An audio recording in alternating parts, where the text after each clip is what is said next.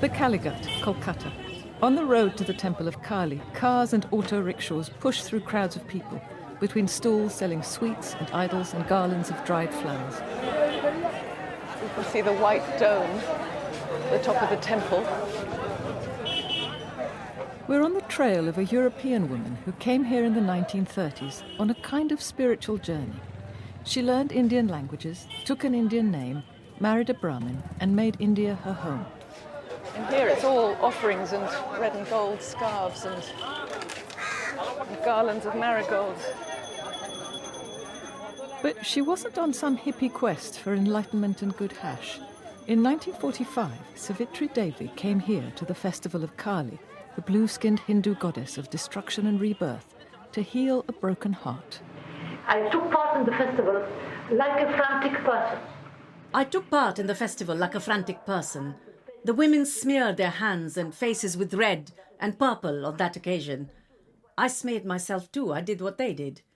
And I can see myself too in the Kalighat temple in Calcutta, in front of the statue with the drums beating and resounding in me.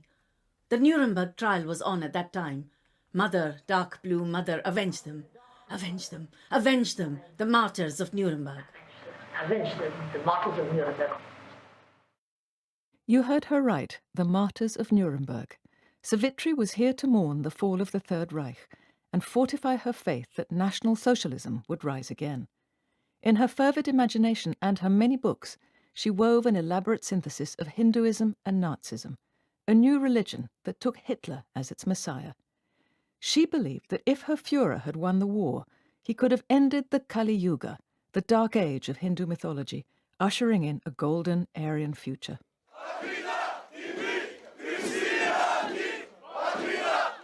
I first came across Savitri Devi back in 2012, researching the Greek neo-Nazi party Golden Dawn. What was a picture of a woman in a sari gazing at a bust of Hitler doing on the website of an openly racist party which wants to expel all immigrants from Greece? Then I found her name cropping up on American extreme right websites like Iron March, Stormfront and 4chan. In America and Europe, neo-Nazis and white supremacists have emerged from the web's dark corners onto the public stage and America's network news. This is a political revolution, and tomorrow belongs to us. Hail victory! Of course we look up to men like Adolf Hitler. We look up to him as inspirations for what we can achieve. We are white people. We are Aryans!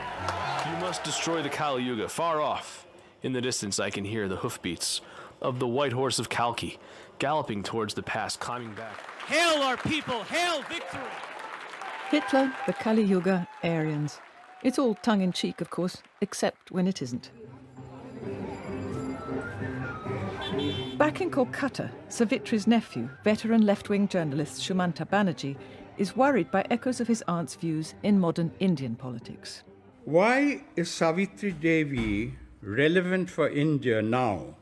It is because her disciples are ruling India today. The members of the present Modi-led BJP government have imbibed Savitri Devi's ideology.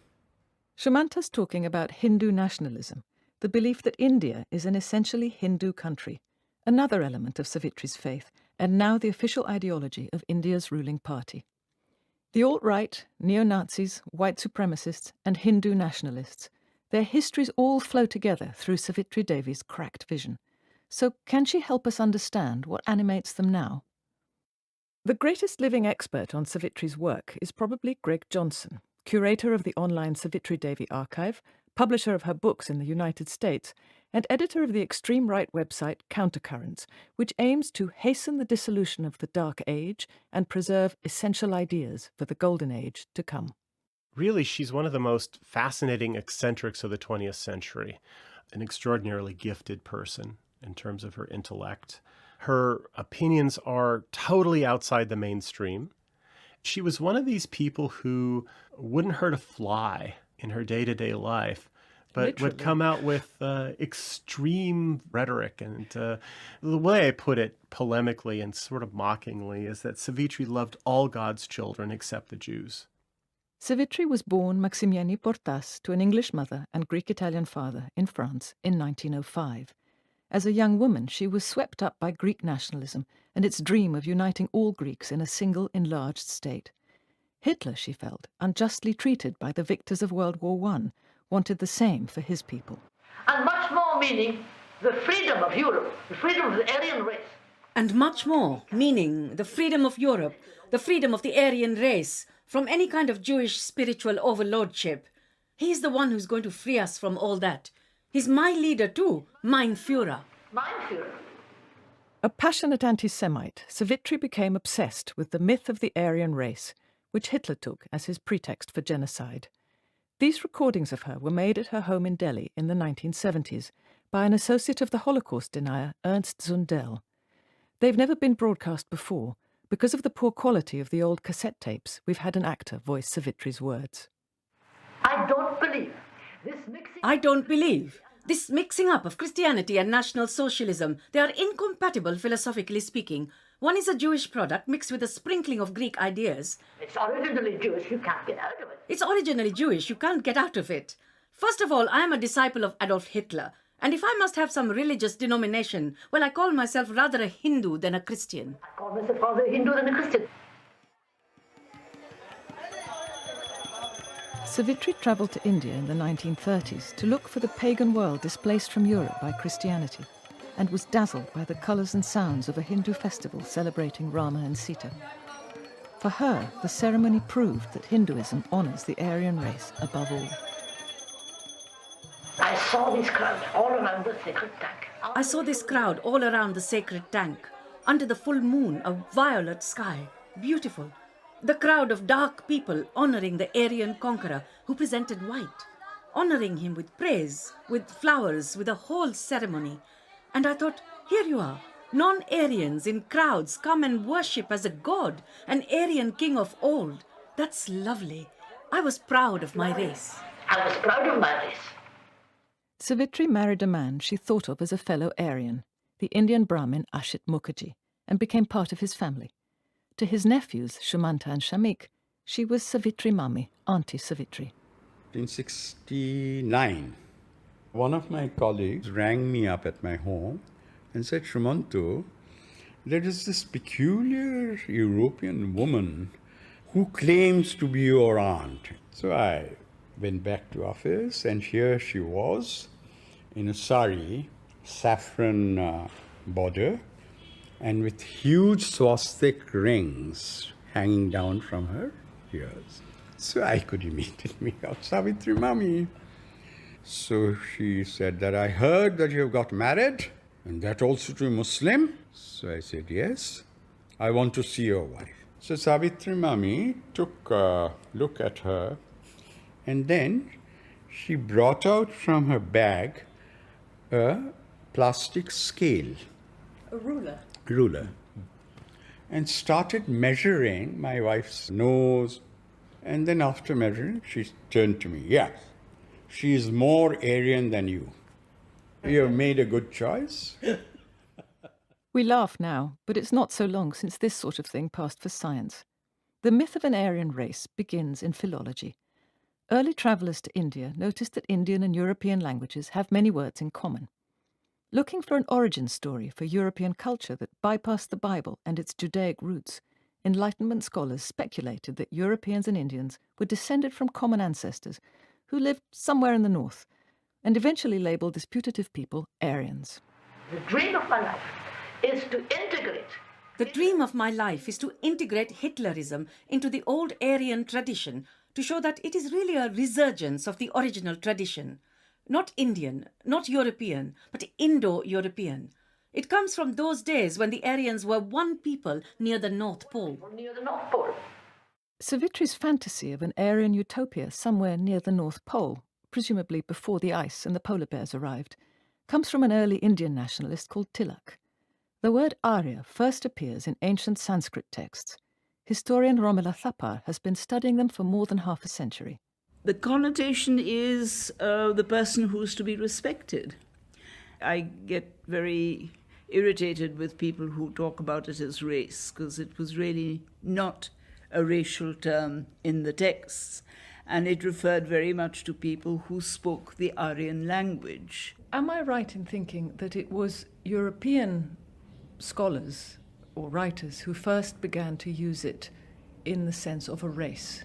Yes, I think that is correct. There was no sense of a race until the 18th century, when people started talking about the human population being divided into races. And yes, in the 19th century, you have something called race science, which is all about what are the characteristics of the different races. That is very much a 19th century European concept. And so Indian nationalism latched onto this and said the Aryan race was the progenitor of what we today call Hindus.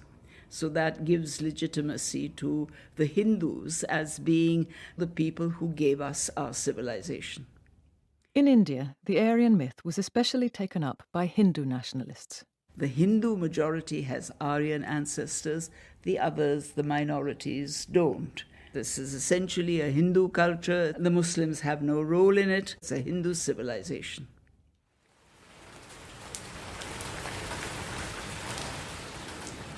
We've come inside the courtyard of the Hindu mission. It's raining. There's a low covered veranda with red pillars and a marble floor. A sense of Hindu identity was one of the streams that fed India's struggle for independence. But by the time Savitri Devi walked into this quiet Kolkata courtyard a few blocks from the Kali temple in 1935, Hindu nationalism, or Hindutva, was very much at odds with the broad secular movement led by Gandhi's Congress Party. Here, I can sort of feel her for the first time. I can imagine her walking around on that marble barefoot in her sari with the saffron edges and the swastika earrings, feeling probably quite pleased with herself. The mission's purpose was to convert or reconvert Muslims and others to Hinduism, to establish a Hindu majority in Bengal and beyond. Savitri offered her services as a lecturer to the mission's leader, Swami Satyananda, who was gratifyingly sympathetic to her cause. I told him, look here, I'm a European pagan. I told him, I am a European pagan. I am a disciple of Hitler. Can I talk my own talk in my lectures? He said, you can talk whatever you like. I consider your Hitler as an incarnation of the gods, at least of God Vishnu, who is the god that keeps the world in place. I honor him. You can talk about him as much as you like. You can talk about him as much as you like. In the years before independence, it wasn't unusual for Indians to admire Hitler, their enemy's enemy. Some kept little shrines to him beside their household gods. But few continued the cult, as Savitri did after the news of the Nazi death camps broke. For her, Hitler's only mistake was that he was too kind. Her nephew Shamik will never forget Savitri Mummy's return from a trip to Europe after the end of the war. She was travelling in a train in Germany, and she could see somebody sitting 2 or 3 rows ahead, and from the shape of his ears, she could identify, she told me that, I was absolutely sure that he was a Jew. And then what she said, now she was speaking in half Bengali and half English. She would use her hands very often. The hands were curling and bending. And she said, Amar hat duto nishpish korchilo, to crush. My hands were itching to hold her and crush. Not stifle or anything, crush her. And for me, I'm a teenager, the woman suddenly turning into that kind of almost an ogress or something before my eyes. It was really horror for me. Believe me, it was horror.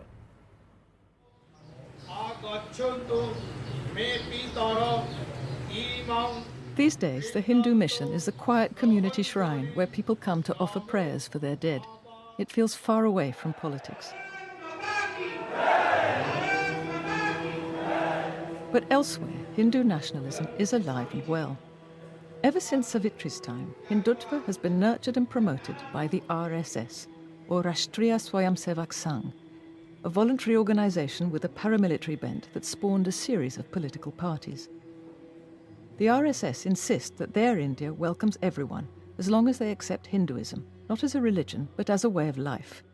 It's not so different from Savitri's view back in the 1930s. For her too, Hindutva was a means to power. Hinduism is for the Aryans of India. Hinduism is for the Aryans of India a means to be able to rule. They don't, because tradition has been abandoned for years and years and years. We are in the dark age and India is going to the dogs.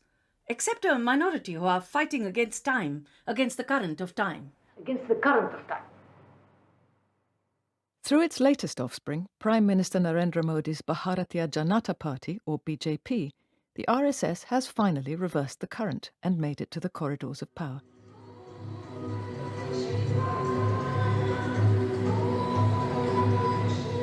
We're at a cultural event organised by the RSS in a grand 19th century Kolkata hall, whose elegant columns blend British neoclassicism with Indian intricacy.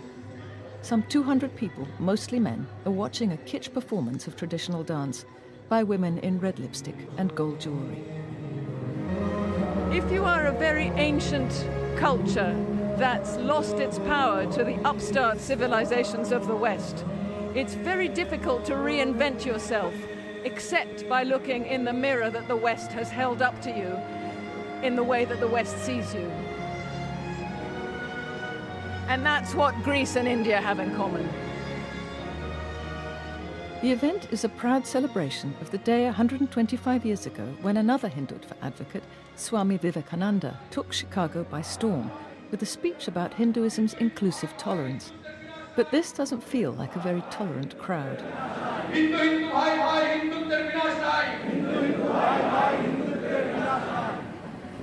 Swamiji said that I am Hindu, say it loudly and proudly. The climax of this cultural evening is a rousing speech by BJP spokesman Sambit Patra, all blood and soil patriotism. You know the truth. The Hindus know the truth. The truth is, body cannot be destroyed. Don't be sheep, be lion. Don't be sheep, he says, quoting Vivekananda, be lions. The implication is that Hindus, once so proud, are now under threat in their own land, and they need to stand up and fight back. Though RSS and BJP spokesmen officially condemn violence, the fight is not just metaphorical. Across India, vigilante groups have been attacking Muslims and untouchables who, they claim, are slaughtering or exporting cows, sacred to Hindus. My introduction to Hindutva was due to the idea of this proposed Hindu victimhood. Shiva Sai Ram comes from a devout Hindu family. He joined the RSS as a teenager, seduced by Hindutva propaganda on the internet. The victimhood which is propagated through fake history and fake sense of defeatism which is there, that the secular democracy has deprived the Hindus of their rightful political power, which is not true. It is completely different from the history which is written by scholars, and it ends with a particular statement that if you, as a Hindu, don't act, soon Hindus would technically become a minority in their own nation. Shiva eventually left the RSS and is now a graduate student. And his research topic is? The topic of my thesis is Savitri Devi and how she uses myths to forward a particular political agenda. For Savitri Devi, history's victims were the Germans. After the Reich's defeat, she returned to Europe, carrying in her mind the four-armed dark blue goddess of destruction and rebirth. She communed with volcanoes in Iceland, and then, on London's Drury Lane, she met a kindred spirit, Count Potocki of Montauk, who claimed to be the rightful king of Poland. Greg Johnson. She was going one way dressed in a sari, and he was going the other way dressed as Richard II, basically. And so naturally their eyes met and they became friends. And he was an ardent fascist and had been one of the few Poles who looked favorably upon the Germans throughout the Second World War. He had this press, he printed up flyers and leaflets, and she went to Germany in 1948 and started passing out flyers and leaflets to the occupied Germans in the Western Zone.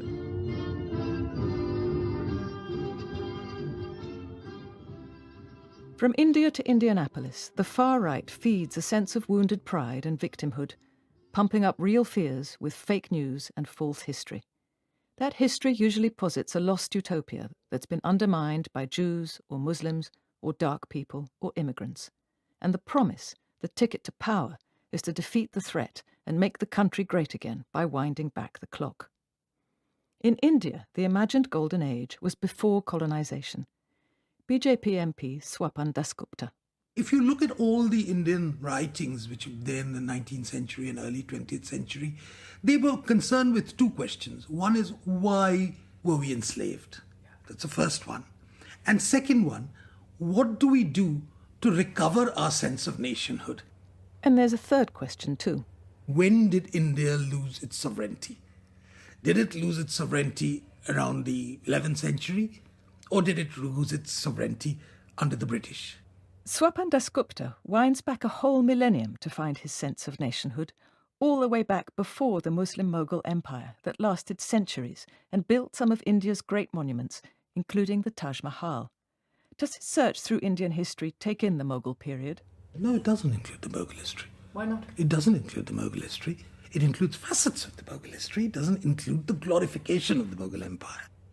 So India is reimagined as a Hindu nation.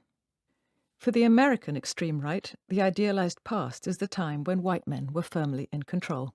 Greg Johnson. From 1790 to 1965, even though the United States had groups that were not white in it, there was still a commitment to maintaining the idea of a white supermajority, ethnically speaking, and a normatively European society, normatively white and European society. And so where does that leave civil rights? What are civil rights? I mean civil rights for African Americans. My view is that we should set aside a homeland, let's say, for African Americans, and we should encourage an ingathering there. And there are many ways that you can encourage this. For instance, significant numbers of African Americans receive some kind of public assistance. We'll just mail their check to an address, a P.O. box Greg, in the new Greg, homeland. You're talking about ethnic cleansing in the 21st century. It's just... Well, I lost it there, but I shouldn't have been surprised. Greg Johnson is quite open about being a white nationalist. Part of the alt-right's project is to make such ideas seem familiar and acceptable. White nationalism, as I define it, is simply the idea that the best political order is to have, as much as possible, ethnically and racially homogeneous homelands. Because I'm a white person of European descent, I'm especially concerned with our homelands. I fear for the future of all European peoples. Savitri had a flowery image for this apartheid fantasy. I'm for a multiracial world. I'm for a multiracial world in which each race keeps to itself, in harmony with the other races. Like in a garden, you have flower beds with roses and flower beds with carnations and irises and different other flowers, and they don't intermarry. They don't intermarry. British white nationalist Martin Webster would agree completely. He was a leading figure in the British National Party and the National Front, but Savitri Devi was a bit much even for him. She was an unlovely, disagreeable person, and she reminded me most of all of Hecate in Macbeth's Witches. She crackled with aggression and nastiness. They met in the bucolic surroundings of a Cotswolds village in 1962 at a camp to launch a neo-Nazi international, the World Union of National Socialists. George Lincoln Rockwell, leader of the American Nazi Party, was there too. Martin Webster would also like to turn back the clock, unmix the colours, keep the foods on the plate from touching. And he's quite clear about how radical ideas like his can work their way into the mainstream and win.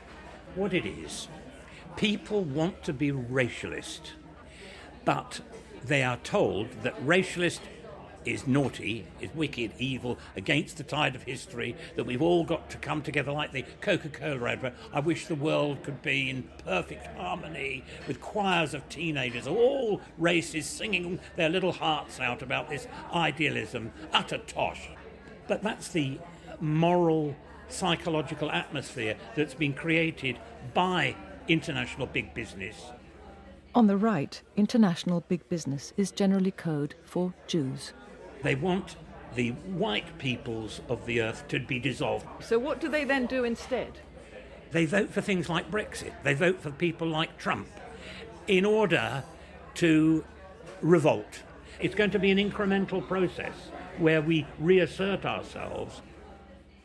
Savitri Devi too thought it would take a long time for the Aryan race to reassert itself, Eventually, the end of the Dark Age, or Kali Yuga, would come in a fiery cataclysm. It will take centuries. It will be done slowly. It will take centuries. It will be done slowly. Every person will contribute to it more or less. It will not be done in this age, what we call in India the Kali Yuga, the Dark Age.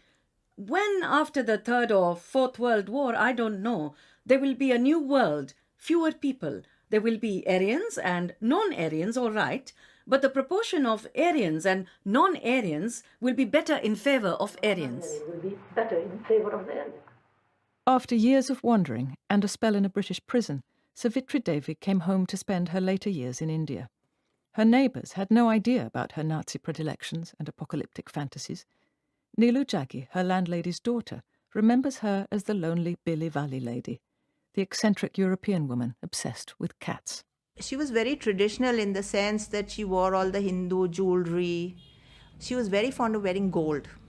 A whole lot of bangles and earrings. And one day when she went to feed the cats, the scooter driver noticed. He called a couple of men and they took off all the jewelry and they left her by the side of the road. And then a passerby took our number from her, and that's when we found her. So she was robbed? She was robbed. And hurt? Yes. Yeah. She was in pain for a long time. She had bruises on her. It left us all, feeling very dejected. For all her grandiose dreams, Savitri Devi ended up as just another frail old lady, depending on the kindness of her neighbours, Aryan or not. She died at a friend's house in England in 1982. An admirer took her ashes to Arlington, Virginia, and laid them to rest with full fascist honours beside those of American Nazi leader George Lincoln Rockwell. So what's behind the urge to resurrect her now? Greg Johnson. I think that National Socialism is part of the tradition of the far right and always will be there. But the battle that we face today is not a battle in the streets with communists. Just as you take a knife to a knife fight and a gun to a gunfight, you take ideas to a battle of ideas. And the position of the right today is we're in a battle for the culture. Savitri Devi, the woman who thought Hitler was an avatar of Vishnu, is an avatar herself now, for secretive neo-Nazis on the internet. If she crackles, it's just electronically, more meme than memory. But her dark obsessive vision, extreme to the point of camp, fits right into the culture of today's far-right international, which takes irony as its alibi as it slips its rage and hatred under the culture's skin.